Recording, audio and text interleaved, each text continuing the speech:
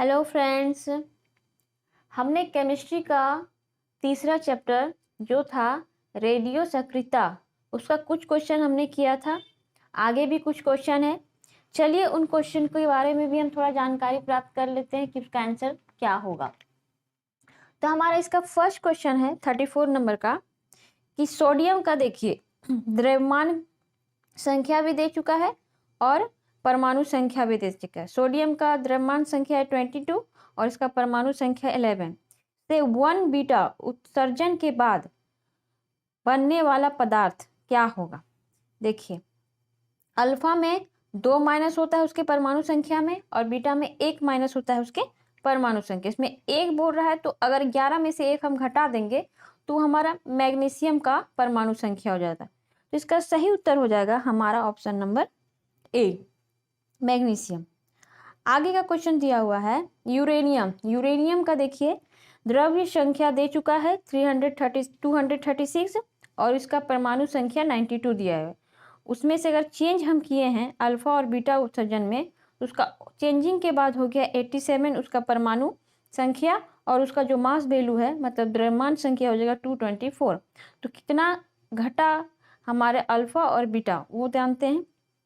हमने आपको बताया था कि अगर अल्फा है तो वो 2 पीछे खसकेगा मतलब 2 घटेगा, अगर बीटा है तो 1। तो देखिए इसमें 92 था, अगर हम 2 घटाएंगे तो 2 2 4 बार घटेगा और वो 1 बार घटेगा। तो इसका सही ऑप्शन हो जाएगा हमारा ऑप्शन नंबर डी नंबर। इसमें 2 बार 3 बार हो जाएगा हमारा अल्फा जो है 3 आगे जाएगा और बीटा 1। तो इसका सही उत्तर हो जाएगा ऑप्शन नंबर डी। आगे का क्वेश्चन दिया हुआ है यदि किसी रेडियोधर्मिक पदार्थ की मात्रा को 2 गुना कर दिया जाए तो रेडियोधर्मिक हमारा क्या होगा। क्षरण दी गई है तो इसका ऑप्शन नंबर ए दिया हुआ है अपरिवर्तित रहती है, दूसरा है आधी रह जाती है, तीसरा है √2 गुना बढ़ जाती है या ऑप्शन नंबर डी दुगुनी हो जाती है। तो इसका सही उत्तर हो जाएगा हमारा option number A. Option number A हो जाएगा हमारा अपरिवर्तित रहती है मतलब कोई भी चेंजिंग नहीं होता है। चलिए आगे का क्वेश्चन देखते हैं।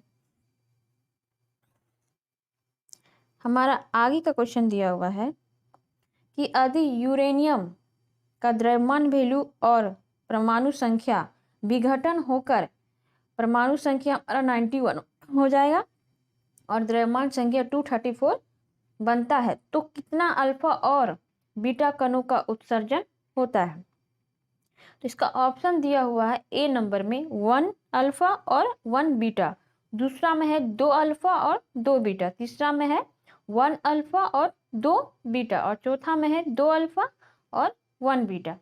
तो इसका सही उत्तर हो जाएगा हमारा ऑप्शन नंबर ए।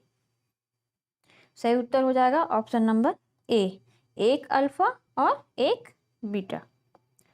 आगे का क्वेश्चन दिया हुआ है रेडियोधर्मी पदार्थ का आधा जीवन काल 70 दिन का है, उसी पदार्थ का 1 ग्राम कितने दिन बाद 0.2 ग्राम रह जाएगा। तो इसका ऑप्शन दिया हुआ है 140 दिन, दूसरा में दिया हुआ है 70 दिन और तीसरा में दिया हुआ है 210 दिन या चौथा 280 दिन।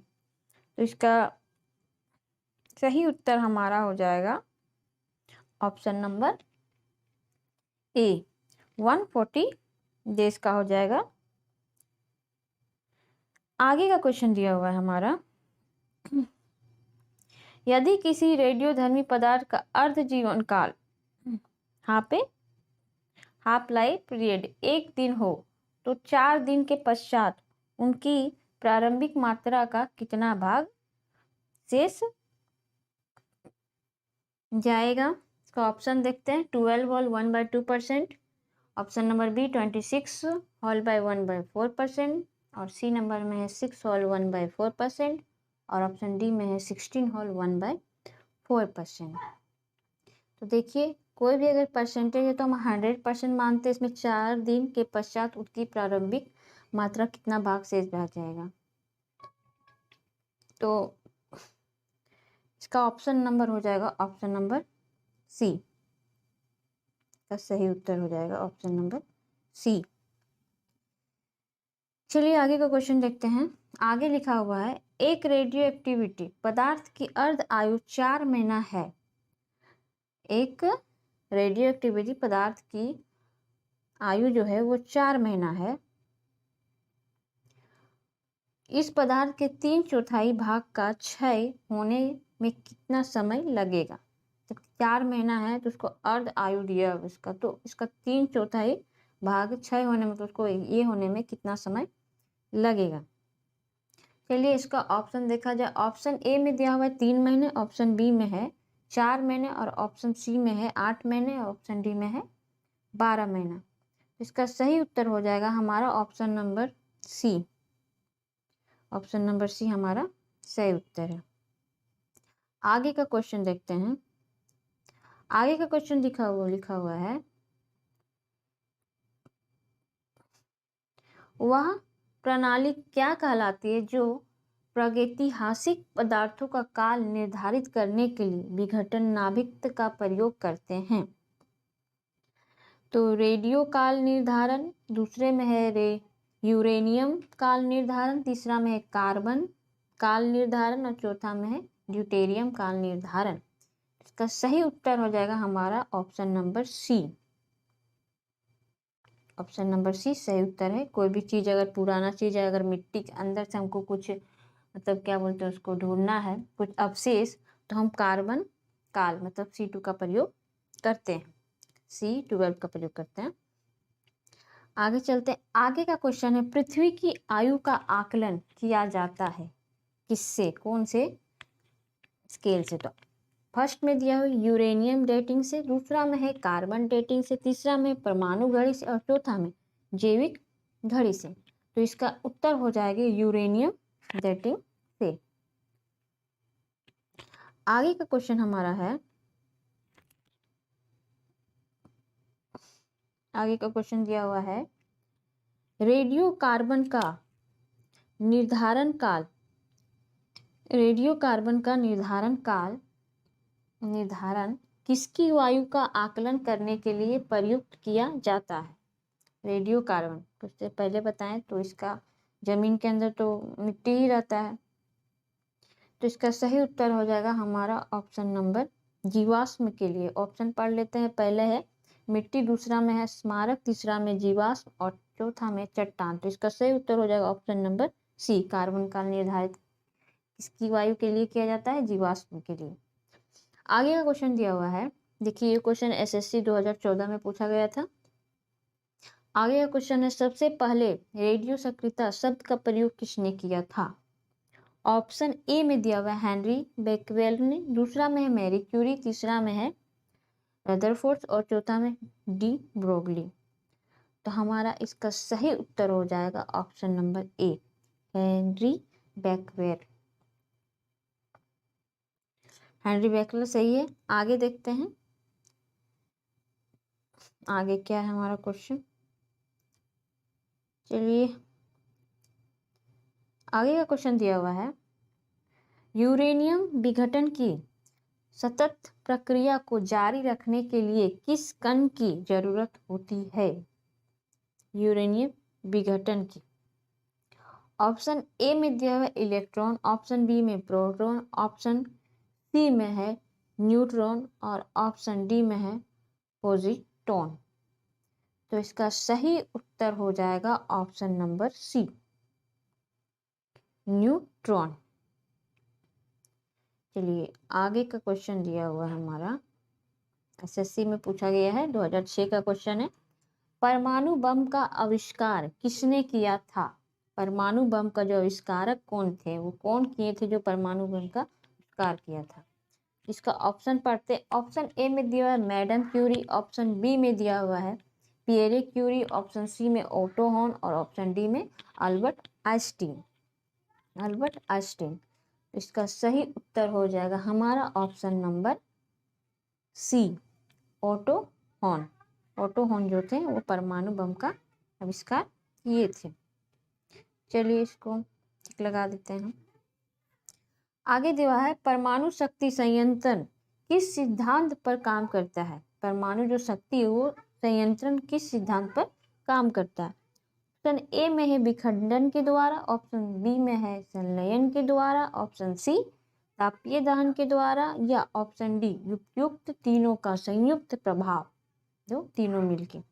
इसका सही उत्तर हो जाएगा ऑप्शन नंबर ए, विघटन के द्वारा।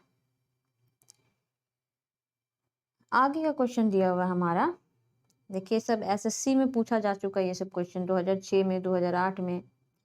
देखिए ये भी देखिए एसएससी 2011 में पूछा गया है ये क्वेश्चन 48 वाला। पढ़ते क्वेश्चन क्या बोल रहा है क्वेश्चन हमारा, किस पदार्थ की अभिक्रिया से सबसे अधिक हानिकारक विकिरण पैदा होती है, सबसे ज्यादा हानिकारक? ए में दिया हुआ संलयन अभिक्रिया के द्वारा, दूसरा में है विघटन अभिक्रिया के द्वारा, या तीसरा रासायनिक अभिक्रिया, या चौथा हमारा है प्रकाश रासायनिक अभिक्रिया के द्वारा। तो इसका सही उत्तर हो जाएगा हमारा ऑप्शन नंबर बी, विघटन के द्वारा जो होता है सबसे ज्यादा हानिकारक होता है और इससे ज्यादा विषैले गैस निकलते हैं। आगे का क्वेश्चन दिया हुआ है, निम्नलिखित में से कौन सा सौर ऊर्जा का स्रोत है? सौर ऊर्जा का स्रोत है ऑप्शन ए नाभिक का विघटन, दूसरा है नाभिक संलयन, और तीसरा है कृत्रिम रेडियोधर्मिता, और चौथा है हमारा एक्स किरण उत्सर्जन। ये भी क्वेश्चन देखिए एसएससी 2013 में पूछा हुआ क्वेश्चन है। तो इसका सही उत्तर हो जाएगा ऑप्शन नंबर बी, जो है वो इसका सही उत्तर है। सबसे ज्यादा स्रोत करता है नाभिक के संलयन, तो इसमें हाइड्रोजन मौजूद रहता है। चलिए आगे का क्वेश्चन हमारा दिया हुआ है, नाभिक के संयंत्रों को ग्रेफाइट का प्रयोग किया जाता है, नाभिक के संयंत्र को ग्रेफाइट का प्रयोग किया जाता है। ऑप्शन देखते हैं, ऑप्शन ए में दिया हुआ ईंधन की तरह, दूसरा में दिया हुआ हमारा स्नेहल की तरह, और तीसरा में दिया हुआ है विमंद की तरह, और चौथा उपयुक्त में से कोई नहीं। तो हमारा इसका सही उत्तर हो जाएगा ऑप्शन नंबर सी, जो है वो इसका राइट आंसर है, विमंदक की तरह उपयुक्त किया जाता है। आगे का क्वेश्चन दिया हुआ है, न्यूक्लियर रिएक्टरों में विमंदक और प्रतिशक दोनों की तरह प्रयुक्त होने वाला पदार्थ है, कौन सा पदार्थ है जो विमंदक और प्रशीतक दोनों की तरह प्रयोग होते हैं? ऑप्शन ए में दिया हुआ साधारण पानी, ऑप्शन बी भारी पानी, ऑप्शन सी द्रव अमोनिया, या ऑप्शन डी द्रव हाइड्रोजन। तो इसका सही उत्तर हो जाएगा हमारा option number B, the right answer is option number B, भारी पानी। भारी पानी का हम लोग प्रयोग करते हैं। चलो आगे चलते हैं, आगे का क्वेश्चन हमारा क्या बोल रहा है। आगे दिया हुआ है रेडियोधर्मिता नापी जाती है, कौन सा स्केल से इसको नापी जाती है? ए में दिया है गीगर मूलर काउंटर, दूसरा में है पोलरीमीटर, तीसरा में है कैलोरीमीटर, और चौथा में है बैरोमीटर। तो इसका सही उत्तर हो जाएगा ऑप्शन नंबर ए, जो है इसका राइट आंसर है, गीगर मूलर काउंटर। आगे दिया हुआ हाइड्रोजन बम किस सिद्धांत पर कार्य करता है? हाइड्रोजन बम का कौन सा सिद्धांत से? परमाणु बम देखें हम लोग, अब देखते हैं हाइड्रोजन। ऑप्शन ए में दिया हुआ नियंत्रित विखंडन अभिक्रिया, दूसरा में है अनियंत्रित विखंडन अभिक्रिया, और तीसरा में है नियंत्रित संलयन अभिक्रिया, और चौथा में अनियंत्रित संलयन अभिक्रिया। तो इसका सही उत्तर हो जाएगा ऑप्शन नंबर डी, अनियंत्रित संलयन अभिक्रिया। आगे का देखते हैं, आगे बोल रहा है हाइड्रोजन बम विकसित किया गया था। तो हाइड्रोजन विकसित किया गया था कौन से साइंटिस्ट ने किए थे इसको? चलिए इसका ऑप्शन पढ़ते हैं। ऑप्शन ए में दिया हुआ है एडवर्ड टेलर द्वारा, दूसरे में है बर्नर बोन ब्रोन द्वारा, ऑप्शन सी में है जे रॉबर्ट ऑप्नीविहर द्वारा, ऑप्शन डी में है सैमुअल कोहेल द्वारा। तो इसका सही उत्तर हो जाएगा हमारा option number A, Edward Teller द्वारा जो है वो हाइड्रोजन बम विकसित किए थे। चलिए इसे टिक लगाते हैं। आगे का क्वेश्चन दिया हुआ है, रेडियोधर्मी पदार्थ में किस दौरान कोई परिवर्तन नहीं होता है।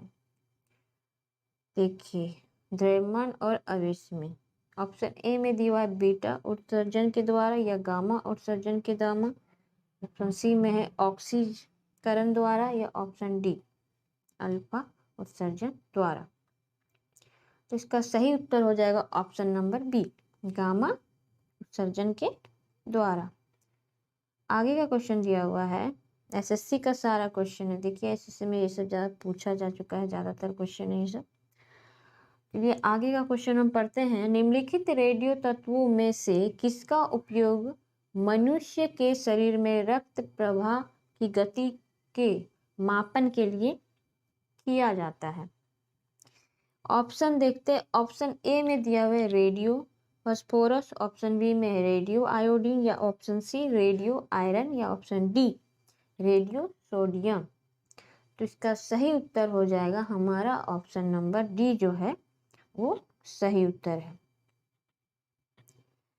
Option number D radio sodium.